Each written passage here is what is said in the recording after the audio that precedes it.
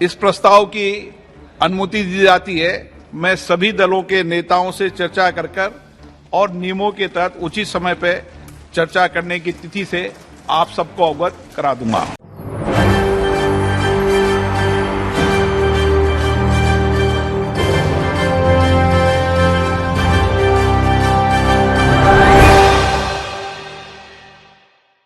नमस्कार, मैं नाज़मीन खान और आप देख रहे हैं SPN 9 न्यूज़। आज दो मुद्दों पर संसद में बहस छिड़ने वाली है। एक है केजरीवाल को लेकर मोदी का अध्यादेश और दूसरी तरफ है विपक्षी पार्टियों का अविश्वास प्रस्ताव को मंजूरी मिलना। अब ऐसे में आपको बता दें कि जब लोकसभा में अविश्वास प्रस्ताव को पेश किया गया था तो कहीं ना कहीं विपक्षी दलों की सहमति के तहत यहां पर नोटिस को मंजूरी तो दे दी गई थी, लेकिन आज फिर इस पूरे मामले को लेकर घमासान छिड़ने वाला है। आपको बता दें कि यहां पर 21 सांसद राष्ट्रपति द्रौपदी मुर्मू को लेकर यहां पर एक नोटिस भेजते हुए नजर आएंगे। यहां पर सीधे तौर पर बता दें कि ऐलान किया जाएगा कि अविश्वास प्रस्ताव की तारीख को लेकर कब चर्चा होनी चाहिए, इस मुद्दों पर कैसे अविश्वास को प्रस्ताव को यहां पर पास किया जाएगा, उस पर बातचीत होनी चाहिए।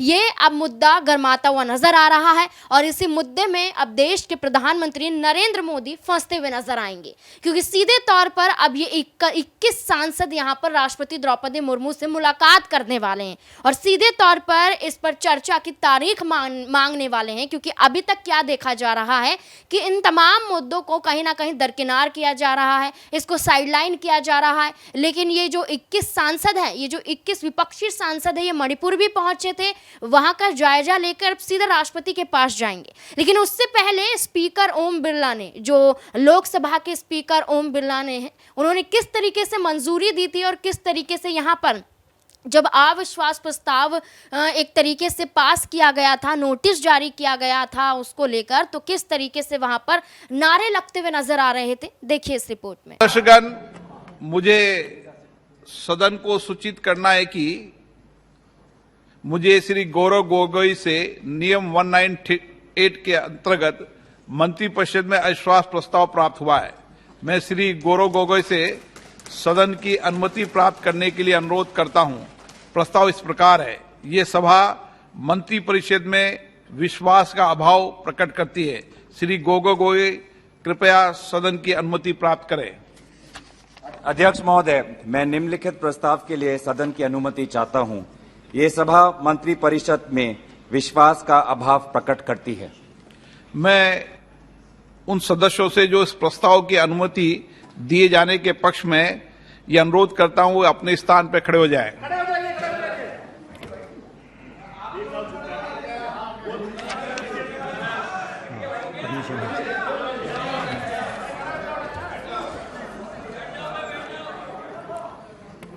इस प्रस्ताव की अनुमति दी जाती है।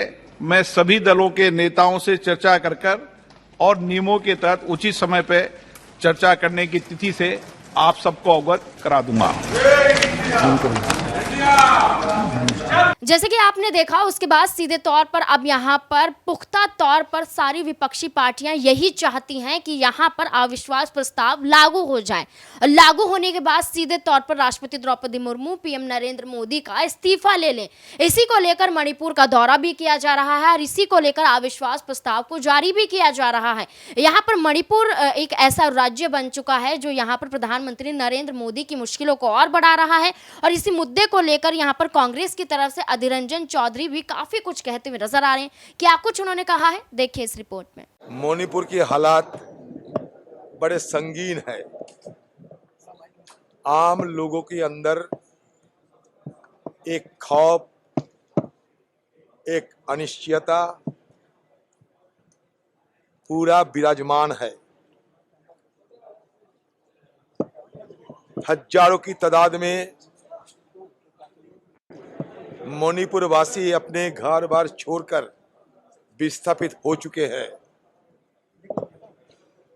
लोग ये नहीं जानते कि कब अपने घर वापस जाएंगे। खेती बाड़ी सब बंद हो चुके हैं। हजारों की तादाद में घरों में आगजनी हो चुके हैं और दोनों वर्ग के, जैसे कि कुकी और मेथी की दोनों वर्ग के अंदर जो दरार पैदा हो चुके हैं, ये दरार कैसे फिर जोड़ेंगे मुझे पता नहीं, क्योंकि सरकार की तरफ से कोई ठोस कदम नहीं उठाए जा रहे हैं, चाहे वो राज्य की सरकार हो चाहे केंद्र की सरकार हो। बड़े ताजुब की बात है, बड़े बड़े बात तो दिल्ली में कहे जाते हैं, देश की बाहर भी बड़े बड़े बात कहे जाते हैं। हम लोग क्या करें? लगता तो है जब सारे मणिपुर जल रहे हैं तो हमारे देश की प्रधानमंत्री बंसुरी बजा रहे हैं, किसी के कोई परवाह नहीं मणिपुर के बारे में। आप जानते हैं लोगों की घर में खाना नहीं है, दवाई नहीं है, बच्चों की पढ़ाई की कोई इंतजाम नहीं है, कॉलेज स्टूडेंट कॉलेज में जाने नहीं पा रहे हैं। सारे मणिपुर में दो गुटों के बीच जो झगड़ा चल रहे हैं, इस झगड़ा से इनको वापस लाने के लिए कोई कोशिश नहीं किए जा रहे हैं। बिल्कुल सरकार सारे चीजों पे आंख बंद करके बैठे हुए हैं। ये मैं सरकार को ये सतर्क करना चाहते हैं, अगर इस तरीके की हालत को वहां चलने दिया जाए तो ऐसा समय आएगी तो सारे चीज हमारा हाथ से निकल जाएंगे। क्योंकि अभी भी एक दूसरे को जरा सा भी यकीन नहीं करते। लगता है कि दो देश बन गए, एक कुकी लैंड और एक मेथी लैंड, अलग अलग देश बन चुके हैं। कोई किसी से यकीन नहीं करते, कोई किसी से संपर्क नहीं रखते। राशन पानी सारे बंद हो चुके हैं। हिल पे कहा जा रहे हैं देश, वहां नहीं जाने से आपको पता नहीं चलेगा। हमारे वहां आज गवर्नर साहिबा से हम लोग मुलाकात किए हैं। गवर्नर साहिबा खुद कह रही थी कि हालात बुरा है। ऑल पार्टी मिलके आप सोचिए, सारे जो गुट है, सारे जो वर्ग है, ये सारे वर्ग की जो नेतागण है, ये सारे वर्ग की नेतागण को एक साथ विचार विमर्श करके आप लोग को समाधान की रास्ता निकलना पड़ेगा। लेकिन सरकार की तरफ से कोई पहल नहीं किया जाता है। मुझे बड़ा तजुब लग रहा है। मान के चलिए, मैं कोई सियासत करने के लिए ये नहीं कह रहे हैं, बिल्कुल नहीं कह रहे। मेरे देश की एक हिस्सा है। कहे जाता था Manipur land of the jewels. आज मणिपुर की हालत देखते हुए आंखों में आंसू आ जाते हैं। हमारे घर की माँ बहनें जिनको बच्चा देने के समय होते हैं, बच्चा पैदा करने की समय होता है, कोई उनका प्राइवेसी नहीं है, घर नहीं है, रहने की जगह नहीं है। क्या हो रहा है? हम कि यह सभ्य समाज में बस रहते हैं कि नहीं मुझे पता नहीं। ये दिल्ली देखो और मणिपुर देखो, कोई इसमें कोई अंतर, मतलब दो विश्व के अंतर बन चुके हैं। क्या करेंगे? हो ये मुद्दे को लेकर शुरू के दिन से, पहले दिन से हम देश की प्रधानमंत्री की निगाह इसमें डालने की कोशिश की, आग्रह की कि इस मुद्दे को लेकर सदन में चर्चा किया जाए। ये सरकार की नीति टूटे, इसके लिए हम बार बार गुहार लगाते आ रहे हैं। लेकिन सरकार सदन में ये बात नहीं रखना चाहते और इसके चलते एक के बाद एक दिन सदन ठप हो जाते हैं। ये सरकार बहानाबाजी करते हैं कि मणिपुर की मुद्दा एक कानून और व्यवस्था की मुद्दा, लेकिन असलियत ये नहीं है। मणिपुर की मुद्दा के साथ कानून व्यवस्था की सिर्फ कोई सारोकर नहीं है। जरूर कानून और व्यवस्था की मुद्दा है, लेकिन सिर्फ कानून का मुद्दा और व्यवस्था की मुद्दा ये अगर कहे तो इसका साथ हालात की कोई सारोकर नहीं है। मणिपुर की मुद्दा अभी एक जाति दंगा में तब्दील हो चुके हैं। ये जाति दंगा भयंकर आकार धारण कर रहे हैं। मैं सारे हमारे देश की प्रधानमंत्री की और सारे ये सरकार को मैं ये सचेत करना चाहते हैं कि मणिपुर की हालात हाथ से बाहर ना निकल दे तो देश के लिए बेहतर होगी। क्योंकि बॉर्डर म्यांमार कुछ नहीं है, वहां 12.5 किलोमीटर के ऊपर हमारे बॉर्डर है, सिर्फ 7 किलोमीटर उसमें फेंसिंग है, बाकी सब खुले पड़े हुए हैं। बगल में म्यांमार के पीछे से चीन मदद करता है। अब कहां जाओगे? कोई परवाह नहीं करते क्या हो रहा है, नहीं रहे, किसी की कोई परवाह नहीं।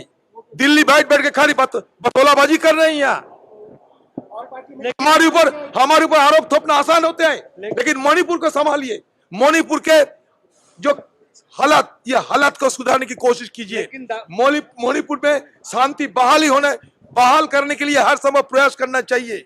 वहां के हमारे मणिपुर के जितने जातियां हैं, शादियां पुरानी रिश्ता था और दुश्मनी में तब्दील हो गए हैं। शादियां पुरानी रिश्ता दुश्मनी में तब्दील हो गए हैं। सारे लोग वहां के चीफ मिनिस्टर के खिलाफ शिकायत दर्ज करते रहते हैं हमारे सामने, लेकिन ये सरकार चीफ मिनिस्टर का वहां बैठे के वहीं उनको चेयर में बैठे हुए देख रहे हैं हम लोग। अभी तक उन्हें ये चीफ मिनिस्टर को बर्खास्त नहीं किया गया। क्यों? सारे मणिपुर की, चाहे कुकी हो चाहे मेती हो, हर संप्रदाय के लोग ये चीफ मिनिस्टर ऑफ मणिपुर के खिलाफ शिकायत दर्ज करते थे हमें, लेकिन उनके खिलाफ कोई कार्रवाई नहीं हुआ है। लोगों के अंदर सरकार पर जरा सा भी विश्वास नहीं है, जरा सा भी भरोसा नहीं है। सरकार जब भरोसा टूट चुके हैं सरकार के हम लोगों की निगाहों में, तो सरकार कैसे चलेगा? लेकिन दादा आप सदन में चाहते हैं कि मणिपुर पे सबसे पहले चर्चा हो, लेकिन वो दिल्ली ऑर्डिनेंस लेकर आ रहे हैं, क्या कहेंगे आप? ये तो निगाह भटकाने के लिए कर रहे हैं। समस्या तो सबसे बड़ी आज देश की समस्या है, हमारे पार्टी की समस्या नहीं, ये कांग्रेस पार्टी की समस्या नहीं, बल्कि देश की समस्याएं हैं। मणिपुर हमारे देश के लिए खतरा पैदा होते जा रहे हैं। मणिपुर, मैं ये कोई शिकायत करने के लिए नहीं, मैं जो आंखों देखा हाल बता रहा हूं आप लोगों को। बहुत गंभीर स्थिति पैदा हो चुके हैं। ये स्थिति को अगर ना निपटाने का कोशिश करे, वहां अगर सौहार्द बनाने की कोई प्रयास ना हो, तो पता नहीं अगले दिन हम किस राह पे गुजरने के लिए खड़ा बैठे रहते हैं यहाँ। आप दिल्ली ऑर्डिनेंस का विरोध करेंगे? उपराज्यपाल महोदय से आपकी मुलाकात हुई, उपराज्यपाल महोदय ने आपको क्या आश्वासन दिया? राष्ट्रपति से मिलेंगे आप लोग? मैंने कह दिया कि राज्यपाल खुद इस विषय पे चिंतित है।